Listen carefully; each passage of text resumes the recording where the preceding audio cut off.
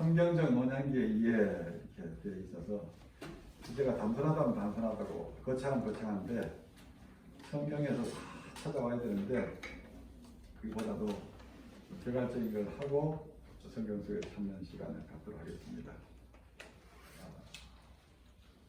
이거 이제 설교 때도 한번 인용을 했었는데 SNS에서 유엔에서 정한 새로운 연령 기준 돌아다니는데 사실은 이제 유엔에서 발표한 건 아니에요. 뜬소문이긴 하지만 긍정적인 효과는 있어요. 우리가 젊게 살게 하니까. 그래서 0세부터 17세는 미성년자 분류를 했고 또 18세에서 65세가 이제 청년입니다. 그러면 우리는 65세에서 79세에 해당되니까 뭐예요? 이제 중년입니다. 그래서 사실은 좋은 시대에 태어나셔가지고 살아올 시간만큼 살 수가 있어요, 우리가. 그리고 왜 좋은 시대냐면 우리 자녀들 우리만큼 좋은 시대가 아닙니다. 우리는 고생 끝에 낙을 노리니까 좋은 시대인데 우리 자녀들은 고생 끝에 낙이 아니고 낙 끝에 고생이에요. 낙 끝에. 그래서 좋은 환경에 살다가 더 좋아지지가 않으니까. 저부터도 제가 초등학교 4학년 때 전기를 봤습니다. 초등학교 1학년 때는 걸어가서 텔레비전 보려고 걸어서 다른 동네 가서 10원 주고 20원 주고 축구 경기 보고 이랬는데 지금 얼마나 좋습니까? 그러니까 우리가 이제 중년을 살아가는데 우리 젊은 세대는 뭐 나라 빚도 많고 세금도 많고 취업도 어렵고 하니까 더 어려운데 고생은 많이 하셨지만 지금은 그 노년에 우리도 또 나라가 노령연금도 주고 우리 보험도 해주고 그러니까 얼마나 좋습니까? 그리고 80세에서 99세가 노년인데 이 노년을 건강하게 보내려면 지금 우리가 잘 살아야 됩니다. 잘 산다는 건 건강하게 살아야 되고 몸도 건강, 마음도 건강 또 모든 면에 건강해야 됩니다.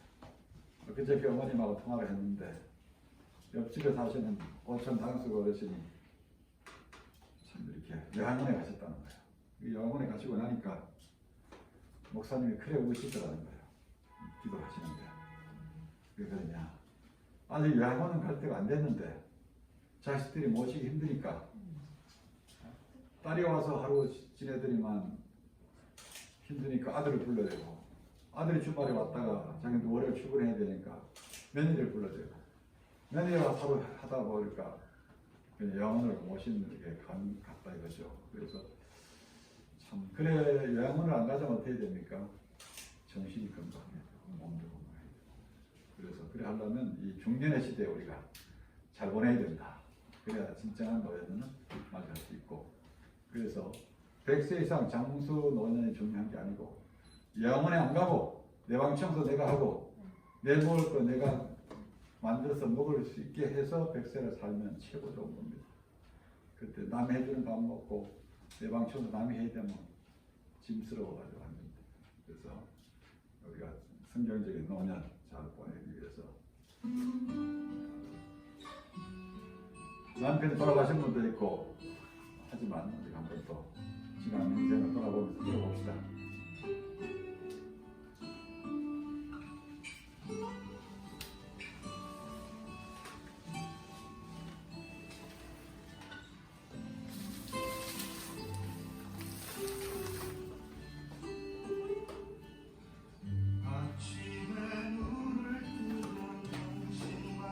괜찮아요, 그냥. 잘 들어요.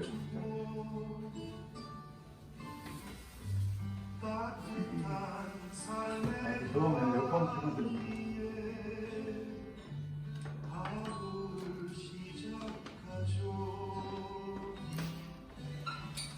인생의 어려움과 날들 속에서 언제나 그 자리에 변함없이 지켜주는 당신 곧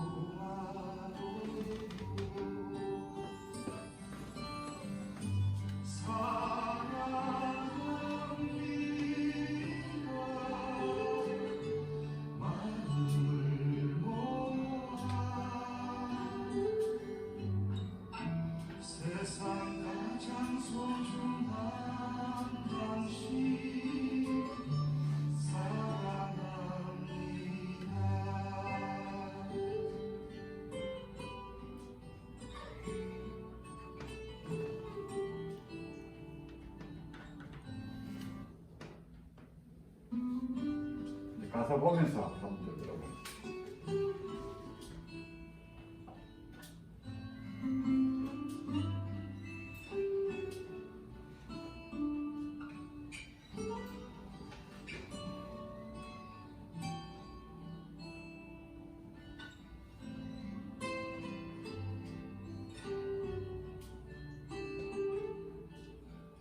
아침에 눈을 뜨면 당신 말씀이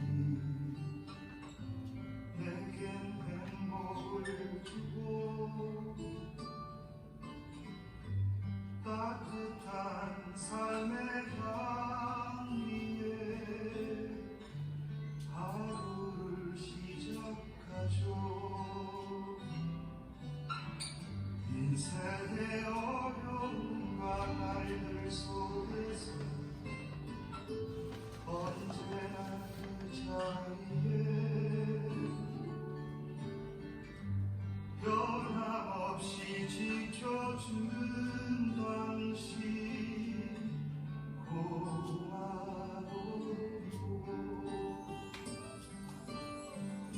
사랑합니다.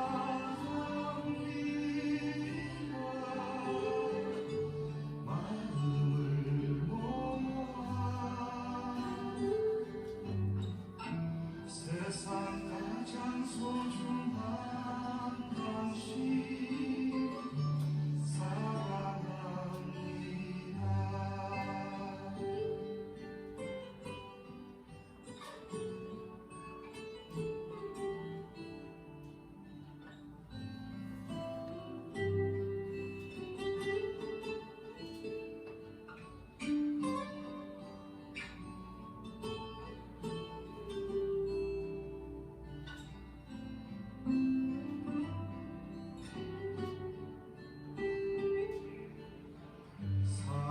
사랑이라는 이름으로 만나서 우린 가족이 되고 당신의 사랑이 있기에 행복합니다.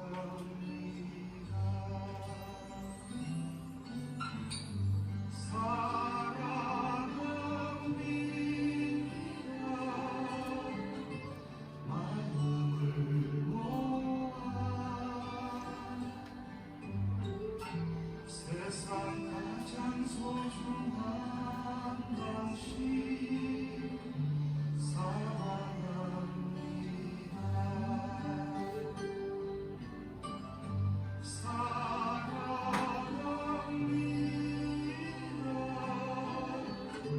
마음을 모아 세상 가장 소중한 당신 사랑합니다.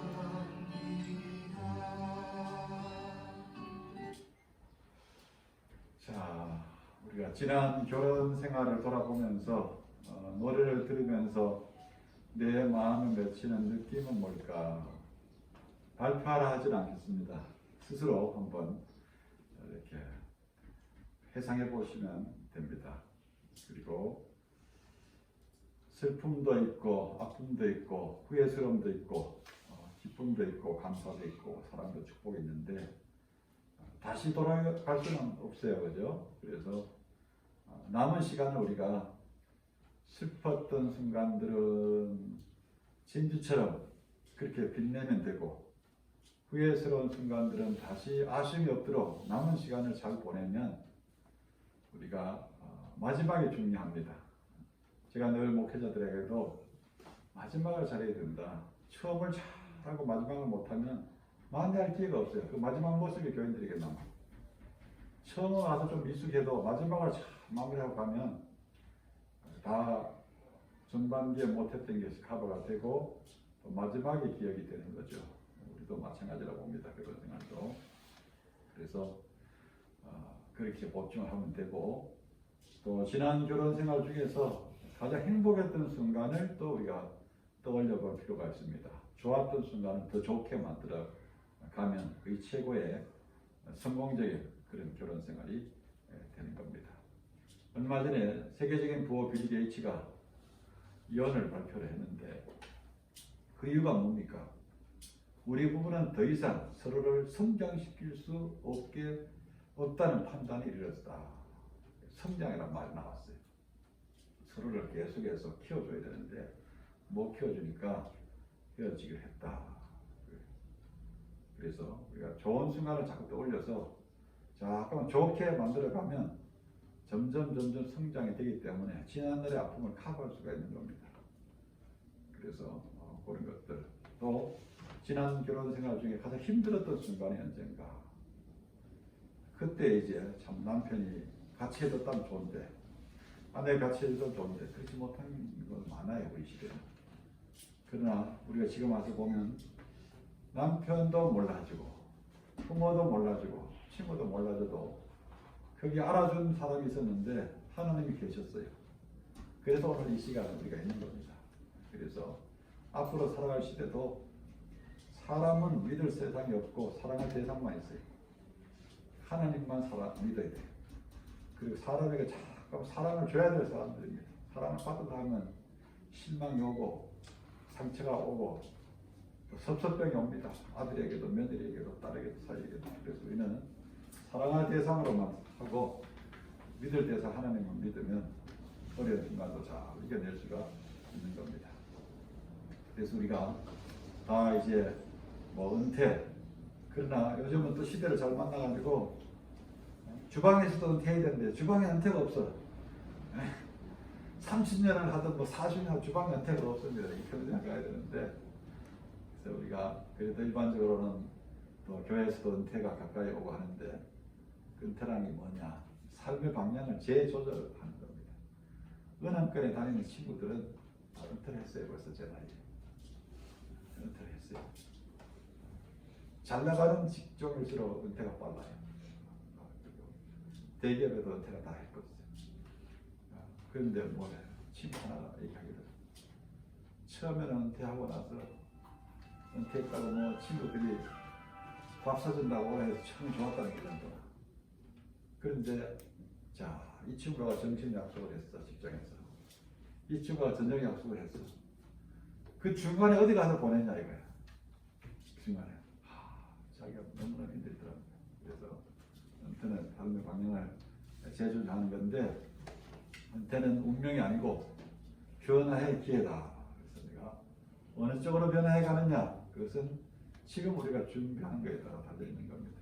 그래서 은퇴에 대해 잘못 생각하는 5가지 신화가 있는데 이제 재정 준비 뭐 이런 거, 또 건강 악화, 또 노화와 동일하다, 또 재미와 자유를 만끽한다, 바쁜 사람이 행복하다 이런 것들이 있는데 오타가 났네요. 5번째. 그런데 이거 뭐 재정이 많고 적고 이게 중요한 게 아니고 심리적으로 이렇게 얼마나 건강하냐 이게 중요하고 또 은퇴 후에 오히려 건강해지는 경우도 많이 봤습니다. 우리 장인어른 같은 경우는 참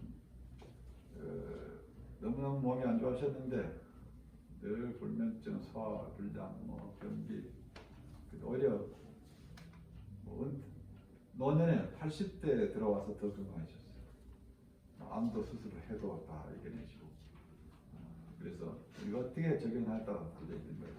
그리고 은퇴가 또 뭐 뒤에도 나올 수 있겠지만 이제 은퇴가 노화와 동일한 거 아니에요. 우리가 잘 익어가는 겁니다. 잘 익어가는 거.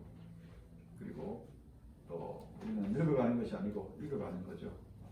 그리고 은퇴는 또 뭐 시간 많으니까 내 하고 싶은 거 하는 거 그것도 필요하지만은 삶의 의미를 찾아야 돼. 지금까지는 정신을 살아왔는데 지금부터는 뭘 해면서 내가 인생을 마무리해야 될까 의미를 찾아야 되는 것이고 또 바쁜 삶이 이제 행복하다 할 정도로 뭔가 이렇게 찾아야 돼요. 봉사를 하든지 아니면 뭐 젊어서 못했던 걸 하든지 이런 것을 그런 것이 되어야 된다. 그리고 은퇴는 그런 의미에서 우리가 또 믿음의 사람으로서는 영적인 순례인데 나이가 들수록 냉랭해지지 않고 더 신령해야 되는데 반대가 되는 사람들이 참 불행하죠. 그래서 우리가 더 신령해지기 위해서 영적인 순례 기간도 삼아야 되는 것이고, 그러기 위해서는 이제 준비 단계가 있고 또 열혈 단계가 있고 얼떨 단계가 있는데, 제일 중요한 건 삶을 재조절하는 거다. 재조절하는 거, 이게 중요합니다.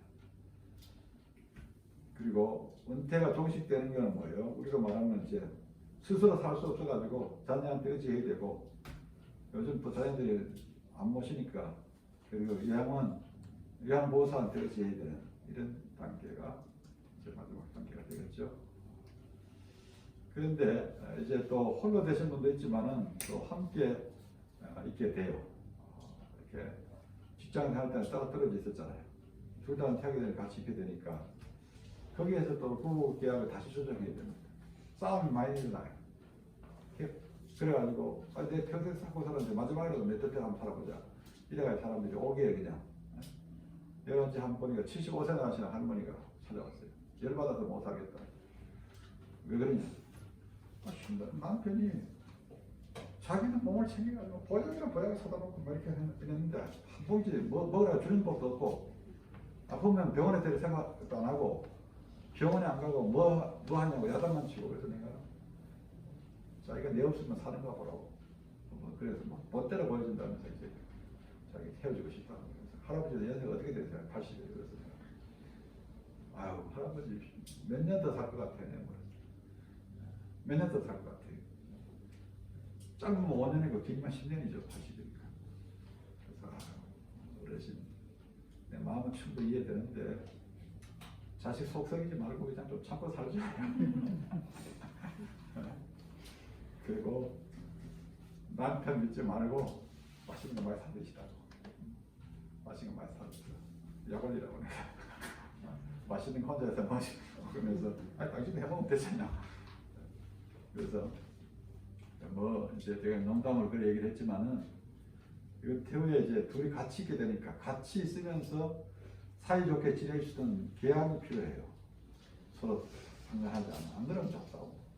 남자는 어때요? 좁쌀이 되집니다. 나이가 들수록.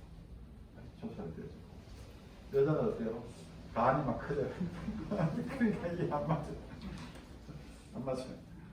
그래가지고 또 애들이 싸우고, 엄마 어디 시장 갔다 오거나 어디 갔다 오면 누가 잘했냐 못했냐 물어보듯이 거꾸로 자식들에게 자, 내가 맞는지 네 엄마가 맞는지 내 아버지 맞는지 이렇게 하고 이렇게 되는데, 부부가 재조절을 때 가야 됩니다. 그래서 이제 전혜영 씨가 꽃들은 제때를 알고 있다. 이 시가 좀 마음에 든 적이 있습니다. 그래서 한번 적어봤는데, 보라 저 들판의 꽃 한 무리의 꽃들이 피어나고 있다. 들판 전체에 어리는 따뜻한 기운, 꽃들끼리는 더 예쁘다고 더 먼저 핀다고 시기하지 않는다. 준비된 순서대로 하늘 향한 마음이 익어 기쁨 터지듯 봉우리 터지면 들판 가득 그들의 세상 꽃들은 제때를 알고 있다. 필 때 피고 질 때 지고 떨어질 때 떨어지는. 그래서 우리도 자연 속에서, 내가 어제도 동산에 갔다 와서 좀 피곤할 때 초록꽃이 예쁘게 폈다가 한 주 만에 가니까 다 젖었어. 그래서 제때를 알고 있기 때문에 우리도 때를 알아서 살아가야 합니다. 노년에 노년의 때에 맞게.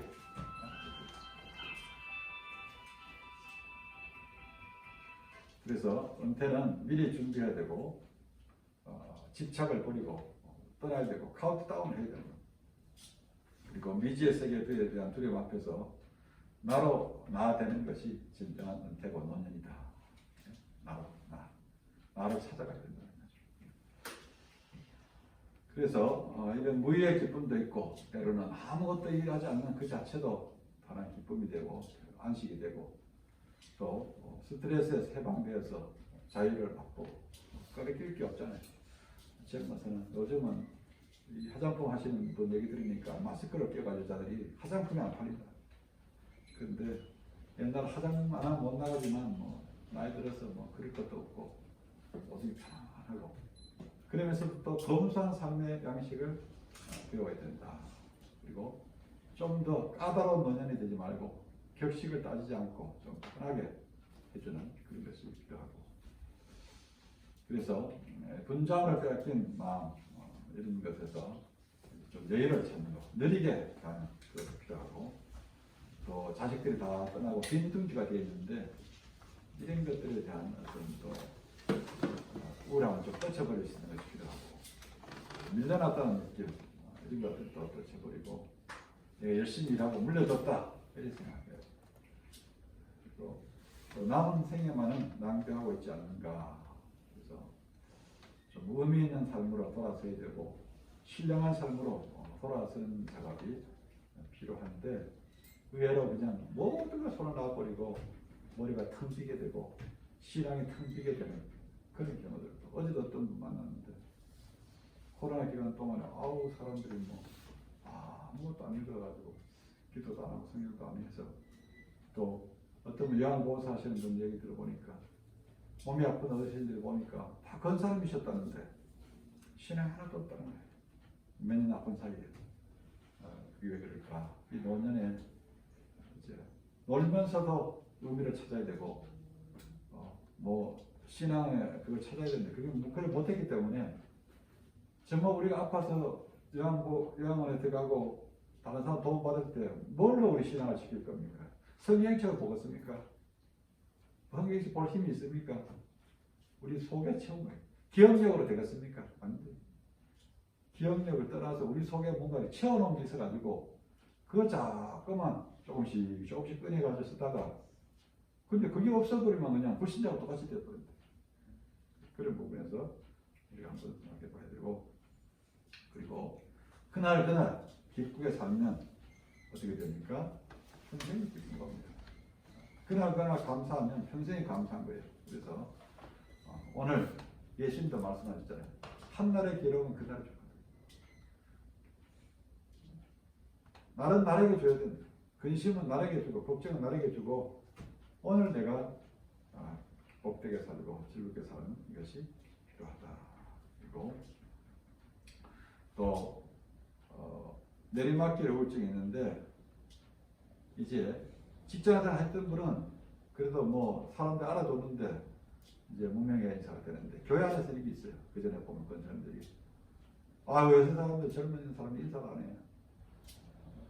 인사를 안 하는 게 아니고 시대도 바뀌었지만 일선에서 은퇴를 했으니까 몰라. 사람들이 모르니까 저분이 뭐 열심히 했던 양문사님 누가 알아?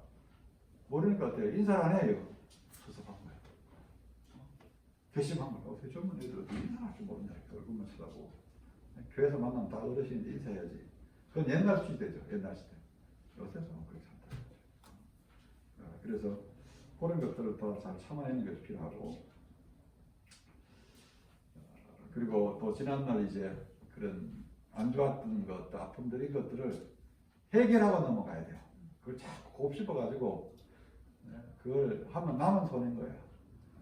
그래서 자꾸만 물을 주면 내 속에 우울함과 원함과 슬픔과 좀 하니까, 예를 들면 누구한테 돈 떼었던 게 있다면 다 털어버려요. 참가해요. 누구 때문에 좀 손해본 거 있어서 털어버리고.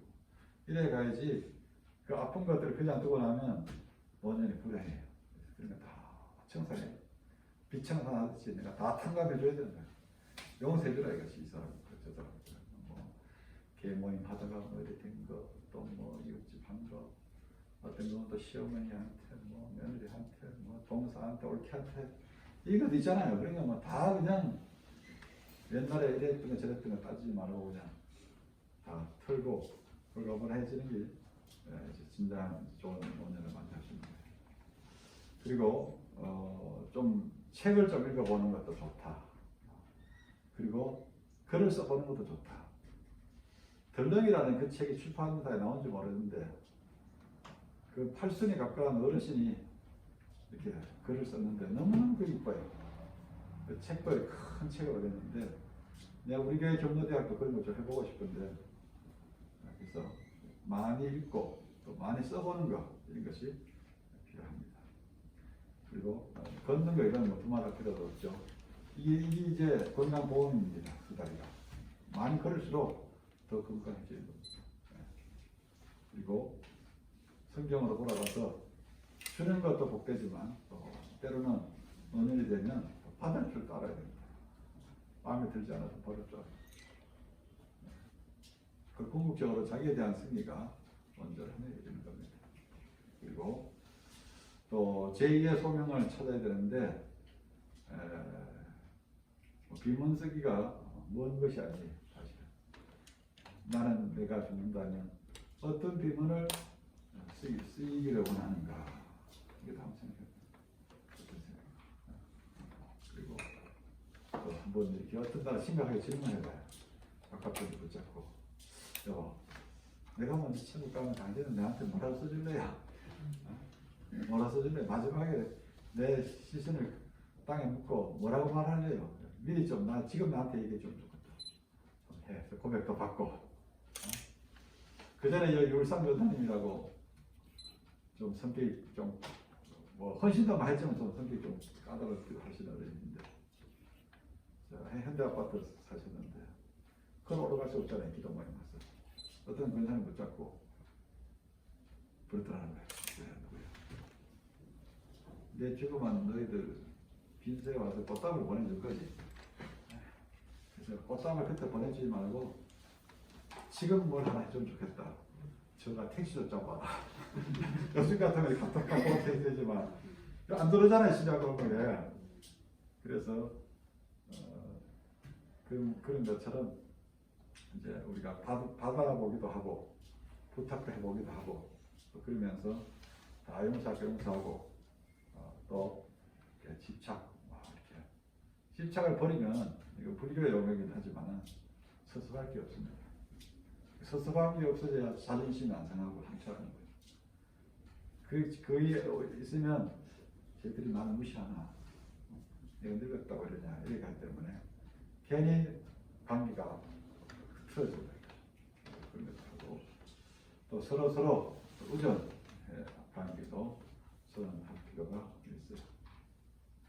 그리고 지난 세월을 뒤돌아보므로 또 내 앞길도 내다볼 줄 알게 됩니다. 그래서 앞으로 어떻게 살아가야 될까 이런 것들을 좀 많이 생각해보는 그런 시간을 가져야 됩니다.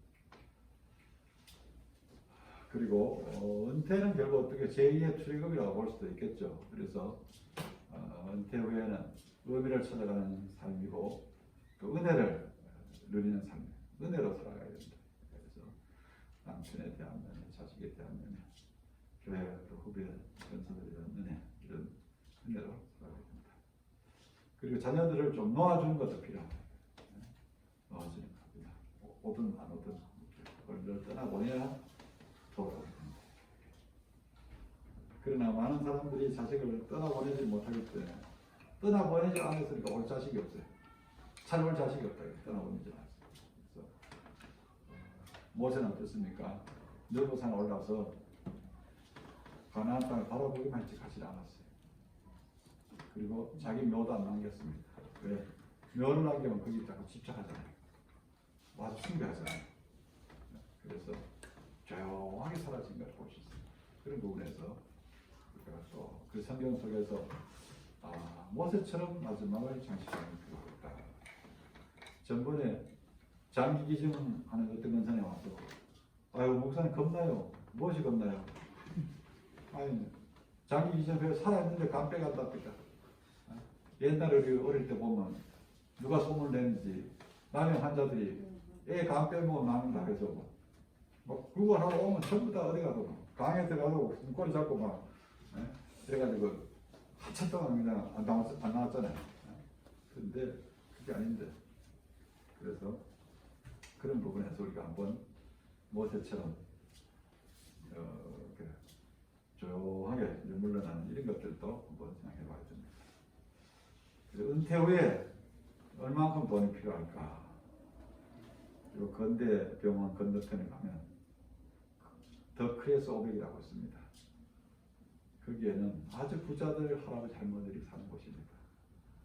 10억인가 얼마를 넣고 매달 생활비를 얼마씩 넣고 전용 헬스장 있고 전용 간호사 있고 전용 의사 있고 전용 식당 있어가지고 좋은 회식처럼 그렇게 하고 하는데 뭐 그런 것이 그런 것만 좋을까 이게 아닌데 그래서 우리가 한번 내 생활 능력 속에서 나는 은퇴를 어떻게 준비해야 될까 그래 이것도 생각하지 않으면 노년의 생활이 아주 또 어려움에 봉착해요.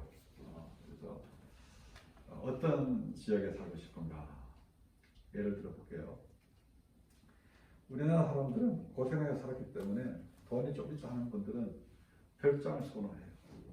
전주택을. 시골에서 안 살아본 분이 그걸 지어가지고 되었어요. 그래서 나는 누가 별장을 짓는다. 우리 목사님들 중에도 나는 뭐 대여 시골 간다 하면 내가 말려요. 왜? 거기에 돈을 두 가지 문제가 있어요. 땅을 사고 별장을 지금 한번 못 들어가 3, 4개 들어요. 뺄 수가 없잖아요. 너네. 현금할 수 있어야 되는데. 그래서 차라리 그 3, 4개면 그거 가지고 콘도를 사서 돌아다니지 않으면 여수에 전세 하나 더 넣고 부산에 한 달 더 넣고 한 달 여수 가서 한 달 부산 가서 한 달 속초 가서 하는 게 더 낫다. 왜? 전세금 어때요? 언제든지 뺄 수 있어요. 세가 나간 거예요. 별장 지어놓고 뭐 빠지죠. 그리고 또 농사를 좋아하지 않는 사람은 피곤해요. 한 사람은 맨날 풀 보야 되니까. 그런데 일본 같은 경우에 바닷가 별장이 1,000원에 나와서 1,000원. 우리도 그렇게 1,000원에 팔았다. 세금만 나오니까 아버지 세대는 별장이 좋은데 아들 세대는 별장 안 좋아해요. 별장 가서 왜 그곳에 해요? 지금도 설악산 지역에 가면 호텔 주중에 10만 원밖에 안 해요.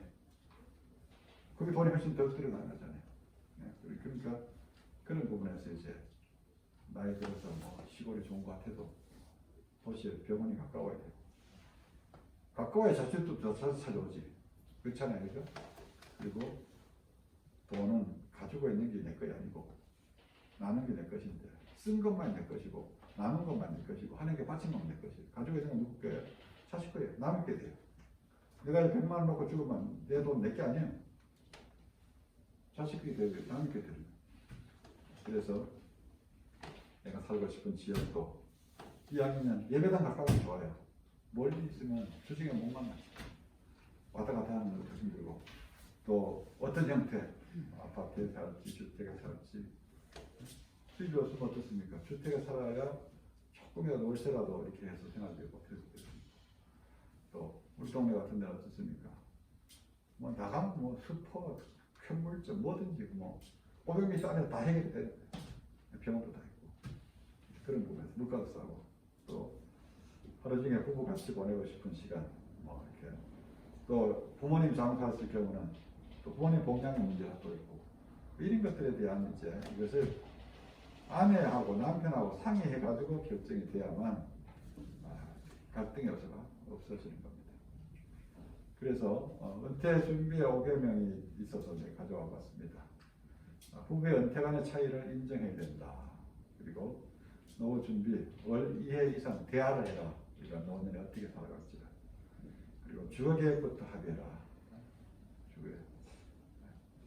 어떤 분들은 보면 또 자식들 1년에 한두 차례밖에 안 오는데 집을 크게 가지고 있어요.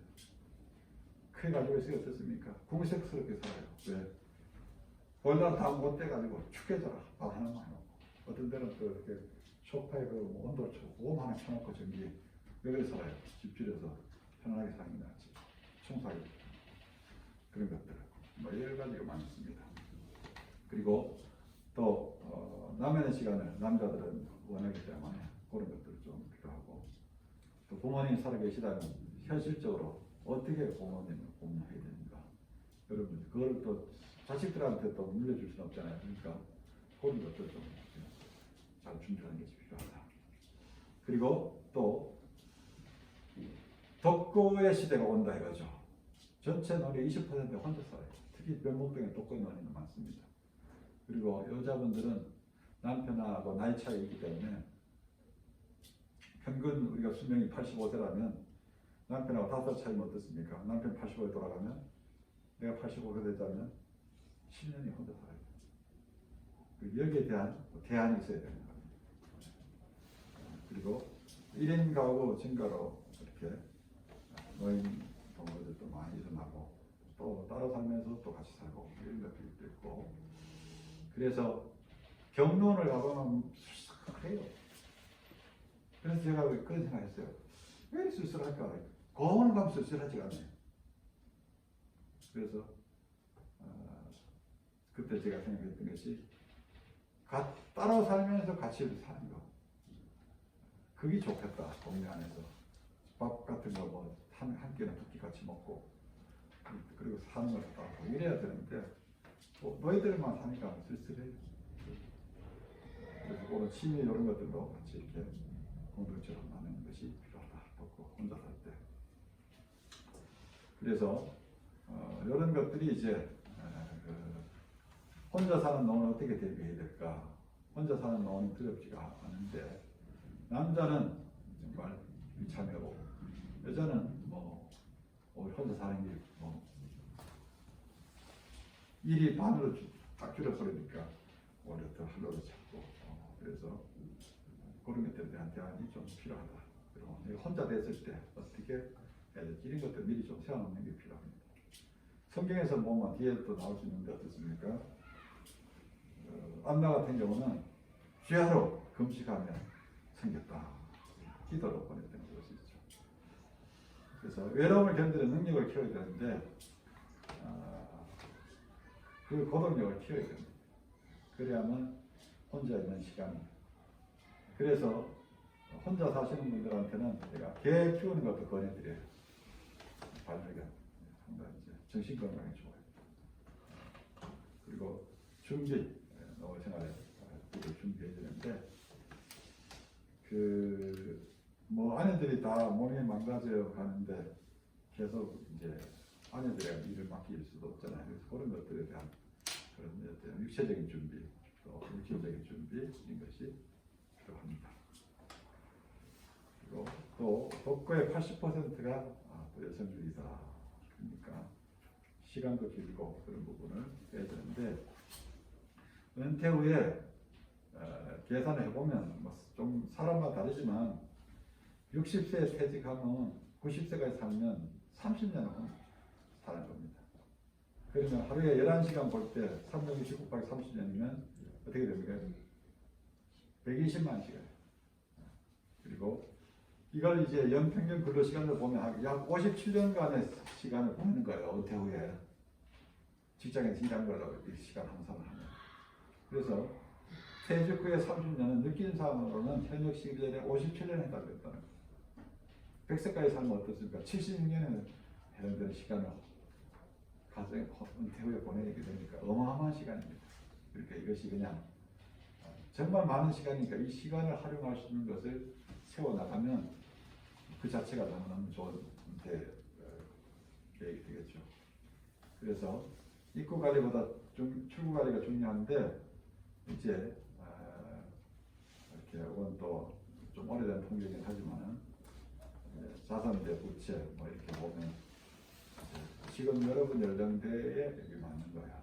연도가 볼 때. 그래서 저는 이제 보유 자산이 이 정도 되더라.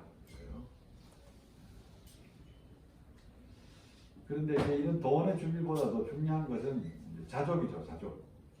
사도바울이 말한 것처럼 있으면 있는 대로 없으면 없는 대로 거기서 어느 만큼 자족하며 사느냐, 비교하지 않고 사는 거, 불평하지 않고 사는 거, 감사하며 사는 거, 거기에서 행복이 오는 겁니다. 그리고 또 건강하다면 뭐 돈도 돈이지만 그 적당한 일감을 가지고 일해가는 것도 좋다. 그래서 여기 보시면 50만 원의 근로소득은 2억 원의 정기예금보다 더 효과가 높아요. 그래서 부부가 체면을 버리고 그들의 일을 하겠다는 마음가짐이 중요하다. 단돈 30만 원 들어오는 것이 은행에 매달 넣어놓은 것보다 많은 거예요. 그리고 또 사회공헌에 활동도 할 수 있고 자기 실현에 활동도 할 수 있기 때문에 그런 부분에서 제 취업도 찾아보는 것도 좋다. 인생은 3번의 정년이 있는데 고용 정년 뭡니까? 회사에서 그만 나오라는 정년 퇴직, 근로 정년, 내가 더 이상 일할 수 없는 거. 예를 들면 요즘 제가 동산에 가는데 김정만 장로님, 한남선 원장님 80대잖아요. 그런데 젊은 사람 못지않게 일을 하는 겁니다. 근로자는 안 된다요, 그분들. 그런데 그분들 연면하고 비교하면 그분들이 더 건강해요. 왜? 계속 일을 하니까. 그리고 인생의 정령이 또 있죠. 그건 하나님이 이제 정하신 13번의 정령이 있다. 일본에서 인기 있는 은퇴 남편 순위는 1순위가 뭐냐? 싹싹한 남편이니까, 요리 잘하는 남편이니까, 아내 말 잘하는 남편이니까, 운동 잘하는 남편이니까, 뭐예요? 집에 없는 남편이에요. 일본 은퇴 설교 전문가인 오가와 유리가 쓴 그 책에 나오는 말인데, 그만큼 이제 집에서 밥 안 먹어주는 남편이 좋아한다. 남들은 참 불행하잖아요. 그래서 월 100만 원의 금리 수익이라면 이제 10% 수준일 때는 1억 2천만 원 정기예금이 필요하고 5% 2억, 3%는 3억, 4%는 4억, 2%는 6억. 그런데 지금은 금리가 어때요? 1%도 안 되잖아요. 그러니까 돈을 더 많이 모아놔야만 되는데 그게 뭐 사람 마음대로 됩니까? 안 되죠. 그래서 한국 소득 수준과 비슷한 나라 영국 37,000, 일본 37,000 이렇게 되는데, 그런데 왜 우리나라는 자살률이 제일 높을까? 행복 지수가 또 제일 낮을까? 그 뭐겠습니까? 예? 뭐겠어요? 비교하기 때문에 그렇죠. 자족해야 되고 그런데. 그래서 우리 저성장 시대에 들어갔잖아요. 저금리 시대에 들어갔으니까 결핍에 적용하기 위해서 절약할 줄 알아요. 남 쓰는 거 다 쓰고는 안 된다. 그리고 부동산 투자 10년이 지나면 아마 일본처럼 될 겁니다. 우리나라도. 지금은 좀뭐 부동산 투자하면 조금 남는 게 있을지 모르는데 이 정부가 와서 그런 거 다 없애놨기 때문에 10년이 지나가면 일본처럼 되어진다는 거죠. 그리고 또 연금, 지금 세대는 연금도 많이 못 들어놓으셨잖아요. 이런 여러 가지가 있는데 각자 상황은 다르지만 뭔가 대응이 있어야 돼요. 그래서 대응이 있어야 되는데 이런 책들이 있더라고요. 보니까 우아하게 강해지는 법 보시고, 일본과 미국의 퇴직자를 조사하니까 30-40%는 퇴직 후의 생활비가 줄지 않았다. 그럼 어떻게 됩니까? 젊으면 갈수록 더 가난하게 살 수밖에 없죠. 줄여야 돼. 생활비를. 그래서 이제 뭐 목사님들 제가 이렇게 은퇴하신 분들 사는 것을 보니까 줄이지 않으면 왜 목사님들이 은퇴할 때 욕심을 낼까? 삶을 줄여야 된다. 생활비 줄이지 않으면 안 돼. 그래서 건강에 물었을 때 일본은 67% 건강하다 대답했는데 한국은 40%. 그럼 왜 그럴까? 우리나라 필요 이상 건강에 염려증이 또 많아요. 그래서 덕분에 건강 보조식품이 잘 팔리기도 하고, 어떤 면에서는 약의 부작용도 너무 크고 너무 많은 약을 먹으면 한두 번씩 먹는 거예요.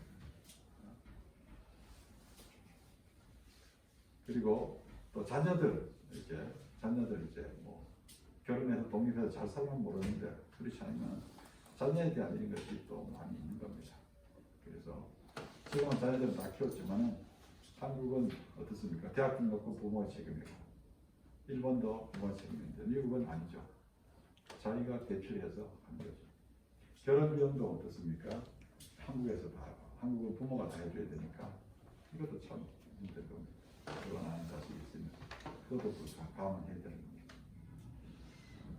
요거는 뭐 참고를 하시면 되겠고요. 그래서 자녀 리스크 연금으로 대응해야 되는데 뭐 국민연금, 퇴직연금 이제 다 종류들이 많이 있고 그런 것도 잘 활용할 필요가 있습니다. 이걸 잘못해 놓으면 자식들 간에 의가 빗기는데, 저 행강동에 사는 분한테 들으니까 무학교회 앞에 현수막 플래카드를 탁 붙이고 이런 식으로 한답니다. 왜냐? 딸이 엄마를 모셨는데 재산은 오빠한테 다 갔다 이거예요. 오빠 쪽에서는 법적으로 다 정산해 줬는데도 불구하고 더 많이 받고 적게 받는 것 때문에 교약화 시키고 이런 게 준비가 필요하다. 그리고 저축의 시대에서 투자의 시대로 가야 되는데 저축은 금리가 없잖아요.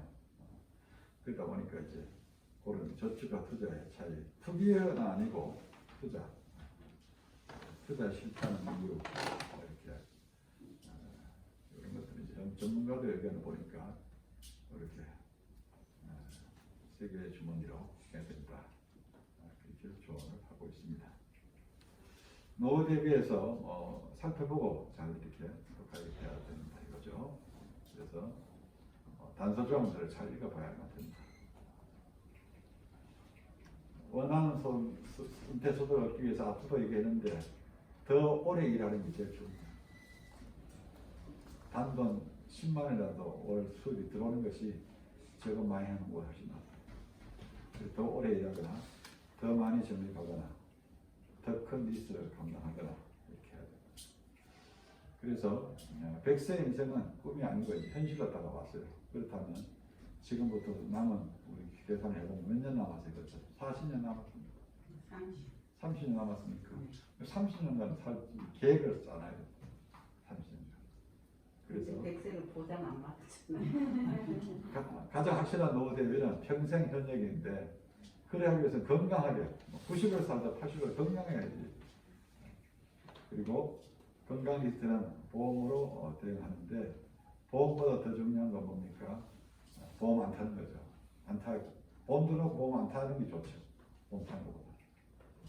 그리고 최저생활비는 연금으로 대응하고 이런 것들이 이제 노후의 경제적인 측면에서 좀 대비가 있어야 된다 이거죠. 그리고 풍요롭게 살려면 재테크도 필요하다. 그리고 부동산과 금융자산은 적정 비율로 이렇게 유지해야 되는 겁니다. 어떤 분은 보니까 이 면목생에 그래도 와서 고생해서 집도 마련하고 자기 기술이 있어서 체력이 있는 한은 일할 수 있는 직업을 가졌는데 어디 부산에 뭐 어디 LCT가 뭐에 투자한다고 LCT가 망했거든. 그래 와서 내가 말렸어요. 집사님 있는 재산도 지키고 자식한테 신뢰지 않으려면 집사님 기술이 있잖아요. 그런데 더 욕심을 내가지고 그게 투자를 한다는 거예요. 집을 빼서. 그래서 내가 그런 얘기 해줬어요. 집사님 부산에도 돈 많은 사람이 많아요. 근데 왜 부산에 그 돈 벌 기회가 그래 많으면 부산 사람들이 찾아오려면 명목도 가질 기회가 올까요? 그렇죠? 부산에 사람 많아요. 거기 장사하는 사람 많습니다. 뭐 해운대 가보면 뭐 60층 아파트를 집회한데 그런데 그러니까 더 큰 욕심 내지 않고 잘 관리를 해야 되는데 그렇지 못하니까 결과적으로 그래서 내가 말도 안 듣더라고요. 그래서 우리의 노후는 우리 부모의 노후와 달라요. 우리 부모의 노후는 자식들이 책임져 줬어요. 지금 자기도 책임져주지 못해요. 자기 살기도 바빠요. 힘들어요. 그래서 우리 스스로가 잘 준비해야 됩니다. 그래서 노년기는 이제 지금이 61세에서 80세지만 앞으로는 81세에서 100세니까 우리가 준비할 기회가 10년이 더 있어요. 그러니까 잘 준비해야 합니다. 이기는 기회고 또 원하는 성숙의 발판이에요. 그래서 노년 초기의 기간이 노년 후반에 결정하기 때문에 지금 이렇게 더 많이 움직이고 지금 벌 수 있을 때 더 많이 벌어놓고 지금 나눌 수 있을 때 더 많이 나누고 지금 베풀 수 있을 때 더 많이 베풀어야 조카들도 따르고 주변의 사람들이 나를 외롭게 안 만들어지지 그렇지 않으면 정말 노년이 외로운 겁니다. 그래서 인생을 해석해야 되는데 내가 직장을 가지고 있다면 직장에 한계가 있다. 언제까지 갈지. 또 가정에서도 내가 엄마로서의 책임을 언제까지 감당할 수 있을지. 또 신체적 이상이 오잖아요. 약이 하나씩 늘어가잖아요. 뭐 건산 약 몇 개 드셔야 약이 자꾸 늘어가는 게 갈수록. 그러나 중요한 인생의 목표가 행복이 아니라 의미라는 거예요. 의미를 찾아가야 돼요. 그래서 이 작전 타임을 잘 세워가야 되는데 창세기 5장 21절에 보면 에녹은 65세에 무드셀라를 낳았고 무드셀라를 낳은 후 300년 하나님과 동행하는 자녀들을 낳았으며 그는 365세를 살았더라. 에녹이 하나님과 동행하더니 하나님이 그를 데려가심으로 세상에 있지 않았더라 나오는데 여기서 보시면 앞에 족보나 뒤에 족보를 보면 대동소이해요. 몇 살에 누구를 낳고 뭐 몇 년을 살고 또 죽었더라.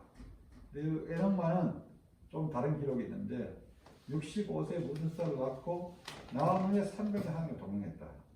뭔가 뭐죠? 이 무드셀라를 낳은 시점에서 뭔가 인생의 반전 기회가 있었던 겁니다. 그래서 무드셀라가 어때요? 제일 오래 산 동시에 무드셀라가 죽은 후에 뭐가 옵니까? 홍수가 와요. 그죠? 그래서 우리로 말하면 뭐 추측해 볼 때 조심스러운 추측이지만 뭐 암과 같은 죽병에 걸려서 살아났든지 교통사고로 차가 뒤집어졌는데 살아났든지 뭔 계획이 있었는데 65세 이전까지는 다른 사람하고 별 차이 없이 살았어요. 65세 이후로는 하나님과 동행하는 삶을 살았다. 그래서 우리 여기서 성경적인 은퇴의 모델을 발견할 수 있어요. 그게 뭡니까? 하나님과 동행하는 삶. 그래서 인생의 최대 복이라면 하나님 인지하는 복이고 예수님과 동행하는 복이고 성령의 인도함을 받는 것이 복인데 에녹이 그래 산 겁니다. 그래서 생애를 보면 다른 그 당시 600년, 900년 살던 시대에 비하면 365세니까 요즘으로 말하면 30대 요절한 거에 불과하지만은 그러나 동행하며 살았고 죽음 보지 않고 천국에 갔다는 것이 나는 놀랍다. 그래서 우리가 노년의 성경적 은퇴 생활이라는 것은 결국 동행하는 삶이다 하는 것입니다. 두 번째는 이제 버킷리스트를 만들어 볼 필요가 있는데 나중에 침대에 누워 하지 못했다고 후회할 일들을 적어보는 거예요. 내가 더 늙기 전에 해보고 싶은 거 그걸 적어보고 그 중에서 할 수 있는 것을 해보는 거예요. 해보는 거예요. 그래서 어떤 분은 공부 못한 것이 한이 돼가지고 공부를 하는 겁니다. 한글부터 깨우치고 중등 과정, 고등 과정. 난 여행을 좀 해봤으면 좋겠다. 돈 모아가지고 여행을 가보는 거야. 그래서 제가 아는 한국 권사님은 제가 성경 강의를 하는데 성서지휘관 목사님 등록해도 되겠냐고 하시라고. 자기는 성기수련을 꼭 가야 된다. 그렇게 반장이 찾아왔어요. 목사님 허락해줘가지고 등록했다는데 그분 큰일 났습니다. 그분 가면 우리 다 여행 못합니다. 그거 모시고 다니라고. 그분 좀 안 가게 하면 안 되겠냐고. 그분이 평생 소원이라는데 그걸 내가 어떻게 못 가게 하냐고. 내가 가서 방해 될 것 같으면 차에 가만히 있으라고 하겠다고. 그래야 정말 이제 힘든 데 같은 데는 제 코스를 아니까 권사님 요 차에 가만히 계세요. 내가 사진 찍어 올 테니까 한 달 몰고 다녀서 힘들어요. 말 듣고 누워서 지치면 내일부터 여행 못 하잖냐고. 발 다치면 다른 사람까지도 여행 못 해요. 그래 그거 생각을 받고 모셔갔는데 그분은 정말 성지순례 갔다 와서 돌아가셨어요. 천국 갔어요.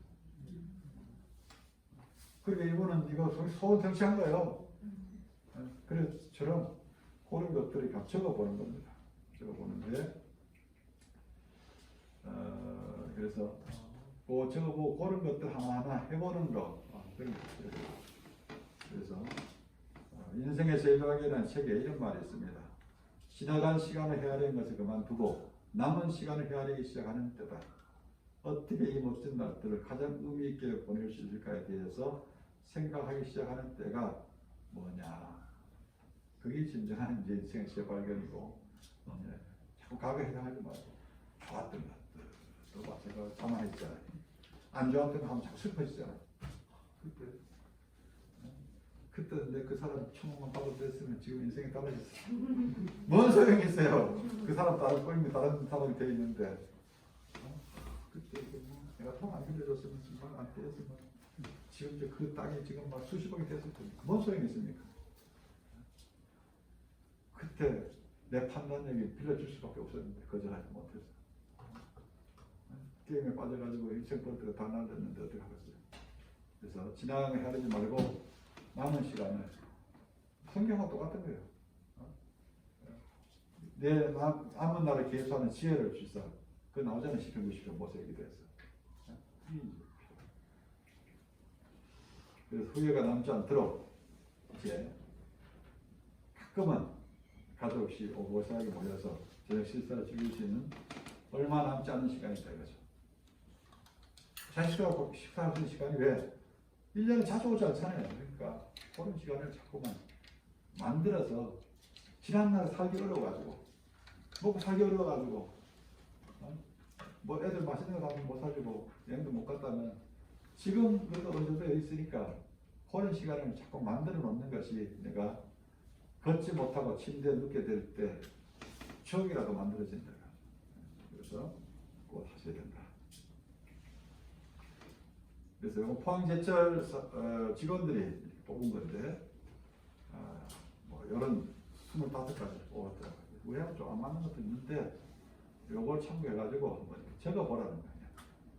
내가 30년 동안 꼭 할 수 있는 게 뭘까? 해서 하나씩 해가서 체크해가면 그 자체도 행복감이 납니다. 먼저 우리 좀 신앙적인 면을 좀 적을 필요가 있겠죠? 그래서 써봐라. 그래서 또 전도대 11장에서 말했어요. 이거 얼마 전에 설교했죠. 즐거워하고 다 행하는 거예요. 그러나 뭐예요? 근심이 내 마음을 자주 잡잖아요. 악이 내 몸에 몸을 잡아주고. 이건 이제 버킷리스트 해보라. 할 수 있는 거 다 해보는 거. 대신 죄짓지 않는 일은 그게 안 맞는 일을 다 해보라는 거예요. 그 다음에 경계를 지켜야 되는데 공자는 노년이 시작되는 나이를 이순이라 했어요. 기가 순해진다. 뭡니까? 어떤 말을 들어도 그게 타건하지 않을 정도가 되어 있다. 그래서 채워지지 못한 욕심은 공포가 되어서 더 큰 분노와 증오로 이어지기 때문에 또 욕심은 거리기에서 나오는 거기 때문에 거리를 자극하면 화를 내는 겁니다. 타건하는 거예요. 그래서 자신과 다른 가치에 미움을 갖게 만들기 때문에 이게 기가 막힌 겁니다. 길을 뚫어서 길을 부드럽게 해서 건의에 도전하는 말이 들어와도 이쪽 길을 또 별로 지나가게 해버리면 됩니다. 그걸 귀에서 일로 가슴에 담아놓으면 분노감이 오고 화가 나오고 섭섭함이 오고 비치고 그래야 되니까 그런 경계를 잘 지키는 게 필요하고 플라톤은 행복론을 5가지 먹고 살만한 수준에 조금 부족한 재산 또 칭찬받기에 약간 처지는 용모 또 자만한 것에서 사람이 절반밖에 알아주지 않는 명예 한 사람을 이기고 두 사람을 지을 정도의 체력 연설을 듣고서 청중의 절반 정도는 손뼉을 쳐주는 말씀이지 이것만 갖춰도 정말 행복하다. 근데 우리는 이 반대로 목표를 정하기 때문에 행복하지 못한 거죠. 성경에 욕심인 탐즉 죄를 낳고 죄가 장사는 사망을 한다 했어요. 그래서 자주 또 가난하게도 마옵시고 부하게도 마옵시고 오직 필요한 양식으로 내게 먹이시 없어서 했던 아구리 기도처럼 우리가 그런 마음을 가지고 살면 행복한 노년 맞이하게 되고 제대로 된 그런 믿음 생활을 하게 되는 겁니다. 한번 읽어볼까요? 위기의 소리를 경청해라. 실체적이기, 심적이기, 신앙적이기 또 당신의 삶과 인생에 대해 현실 인생과 책임감을 가져라. 또 가치관과 인생의 목적을 재평가해라. 지금까지 내가 추구해온 것이 계속 추구해야 될 가치가 있는 것일까? 그리고 그 새 습관과 노력을 가져오라. 새로운 습관. 또 감정에 솔직해라. 우울할 때는 우울하다고 표현하고 기쁠 때는 기쁘다고 표현하고 이렇게 솔직해져라. 그리고 몸을 존경하라. 다독거리라 이거죠. 많이 썼으니까 이해줘야 된다. 그리고 다른 사람의 말을 잘 들어라. 말을 많이 하려 하게 나이가 들면 자꾸 많이 하려 해야 되죠. 그리고 앞서 말한 대로 책을 통해서 이제 영적 독서를 하라. 그리고 휴식과 여유를 가지고 살아라. 그리고 계속 변화를 시도해. 배움에 대한 변화, 믿음의 성장에 대한 변화. 그리고 늙어가지 말고 익어가야 되는 겁니다. 노사연 씨인가요? 우리 늙어가는 것이 아니라 조금씩 익어가는 겁니다. CGN TV 개국 30주년인가 모아서 이렇게 할 때 이 노래를 했던데 늙어가지 말고 익어가야 됩니다.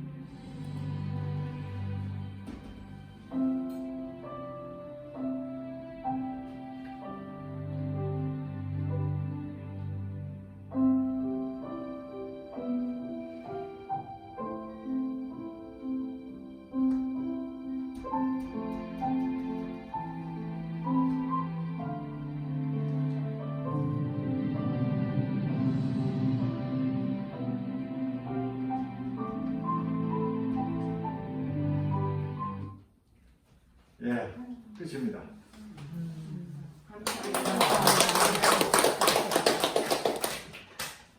뭔가 끊임없이 변화를 시도하고 이제 앞으로 30년이 더 남았으니까 30년을 위해서 3년을 투자하시기 바랍니다.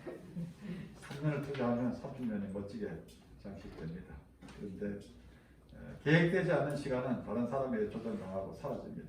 그래서 여러분들이 뭔가를 계획을 하면 그 계획된 대로 하나님이 또 더 은혜를 부어주셔가지고 더 좋은 노년의 삶을 살게 될 것이지만 그냥 가만히 있으면 어영부영 다른 사람들의 시간을 다 빼앗기고 여러분의 삶은 없어집니다.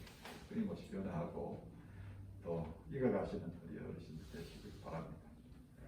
감사합니다. 목사님 기도해 주시는 거 같습니다. 예. 하나님 아버지 감사합니다. 주님께서 은빛 부부학교 6주간 가정을 진행하게 하시고 수고하신 우리 이승희 목사님 은혜 베풀어 주시고 우리가 배운 것들 다 기억하지 못할지라도 삶의 순간순간마다 기억이 새로워서 늘 결정할 때마다 배운 대로 결정 내릴 수 있도록 인도해 주시고 또 남은 우리의 생애를 바라보면서 잘 준비해서 에녹처럼 살게 해 주시기를 원합니다. 하나님 아버지께서 주시는 바 은혜를 누리며 베풀며 나눌 수 있도록 인도해 주시고 주님 앞에 갈 때 주님께서 잘했다고 수고했다고 또 칭찬받는 우리의 삶이 될 수 있도록 인도하여 주시옵소서. 또 가정 안에서 남편과 자녀들과의 관계도 이웃과의 관계도 동서들 친구들 관계도 좋게 하시사 그 속에 하나님의 섭리를 나타내 주시옵소서. 예수 그리스도의 이름으로 기도드립니다. 아멘.